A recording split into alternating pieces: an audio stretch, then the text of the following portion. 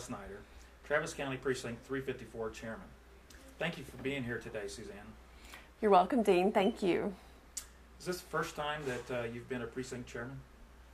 Yes, I'm a newly elected precinct chairman, but I've actually been involved with the Republican Party since my days at University of Texas, where I organized college students for the Republican Party. This is a volunteer position and requires a lot of time and energy to do it right. Why'd you want to do it?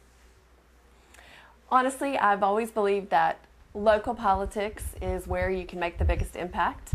And so now that I'm a member of this great community where I live, I wanted to take the opportunity to get involved here and try to make a difference. I understand you had a very unusual race with 4 candidates and a hard-fought runoff. What happened?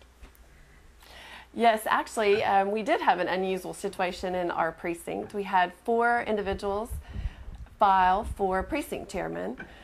My experience and my involvement basically goes back to 2008, where I decided I wanted to explore running for precinct chairman as a new member of this precinct, and then met the current chairman and got involved with his efforts.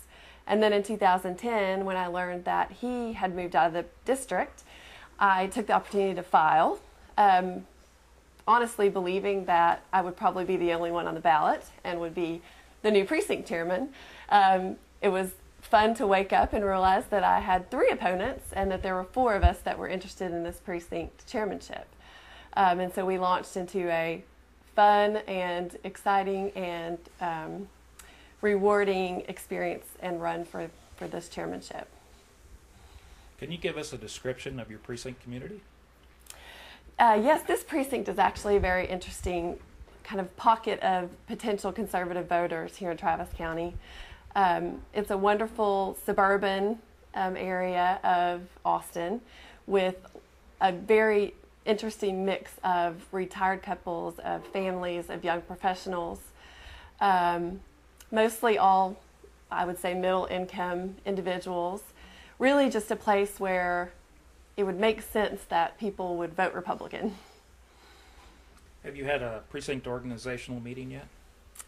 Yes, actually a few weeks ago, me along with my 3 former opponents and several additional members in our neighborhood gathered in my living room, and we sat down to talk about what our plan would be for organizing the Republicans in Precinct 354. So with these 3 other candidates, do you feel like you have a strong initial core of support? I learned in my days as a college Republican that the best way to prove credibility is just to have a plan and get to work. And so that's what we did. And I think that the impact of that has been to have a group of 4 strong opinion leaders in this community, people that were willing to put their name out, who have people that follow them in the neighborhood. We now have them basically on board, and I think we've got a good team in place to get things done around here. So you were able to assign and delegate responsibilities with your first meeting? Yes, our first order of business was to kind of discuss what some of the goals would be for getting organized in this neighborhood. And based on that discussion, we then established an executive committee to fill the positions of those responsibilities. Specifically, we identified the database and a communication system as key priorities. And then beyond that, we put together a neighborhood precinct program and kind of set out a chairman for that, and then came up with some sort of social activities that we thought could better brand the Republican group here in the neighborhood. So you have community events planned, and with those events, what are you trying to accomplish? Yes, we have several initiatives that we're going to put into place that we feel like will bring new activists into the fold and get new people involved in what we're trying to do here. we set several specific goals in terms of what we wanted to accomplish, specifically identifying and registering new voters in the precinct with the goal of raising our turnout here by 10%. We also want to build a core group of activists, folks that will get involved in the different activities that we're doing.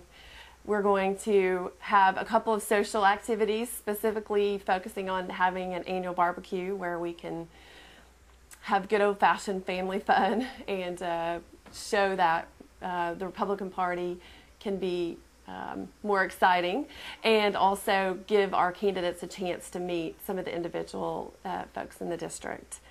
Those are some of our specific goals. We also have a really interesting program that we're going to explore, which is our American Flag Initiative, which seems to have a lot of excitement around it and just really trying to ramp up the patriotism in our neighborhood.